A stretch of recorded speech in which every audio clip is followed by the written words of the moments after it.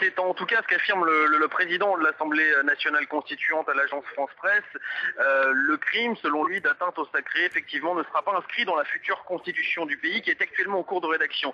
Vous savez qu'en juillet dernier, lors du congrès du parti islamiste majoritaire au gouvernement, son président Rached Ghannouchi avait promis le vote de cette loi punissant de prison ferme l'atteinte au sacré, loi très attendue par ses partisans les plus conservateurs, notamment par les salafistes. Immédiatement, au contraire, la gauche et certaines organisations de défense des libertés d'expression s'étaient inquiétés de ce projet potentiellement restrictif justement à leurs yeux pour la liberté d'expression en Tunisie. Alors, l'annonce de l'abandon possible de ce projet est une information, mais c'est tout de même une information à prendre avec précaution. D'abord parce qu'elle intervient en pleine polémique après la diffusion d'une vidéo du chef des Nardas en discussion avec de jeunes salafistes qui fait beaucoup de bruit en Tunisie depuis 2 jours.